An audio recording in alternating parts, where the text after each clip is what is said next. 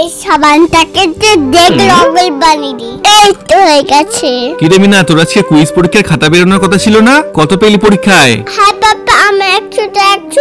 কই দে দেখি। হ্যাঁ, কি মাত্র 10 পেয়েছিস? দাঁড়া, তোর মা আসুক তারপর তোর হচ্ছে। পাপা, আমি দেখো কিনেছি জেড রকেট। আরে বাহ, এটা তুই কোথা থেকে পেলি? এটা আমার দাদি দিয়েছে। হ্যাঁ, এটা অরিজিনাল জেট পাথর। এগুলোর তো অনেক দাম হয়ে শুনেছি। দাম 10 লাখ টাকা।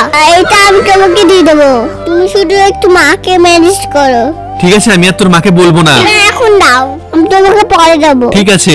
কি রে, আজকে তোদের কুইজ পরীক্ষার খাতা বেরালো না? কত পেলি? ভালো মা। মিনা তো এবার কুইজ পরীক্ষা 100 তে 100 পেয়েছে গো। বাহ মিনা, খুব ভালো। আমাদের মেয়ে পড়াশোনায় অনেক উন্নতি করেছে তাহলে। এবার তাড়াতাড়ি জেট পাথরটা দে।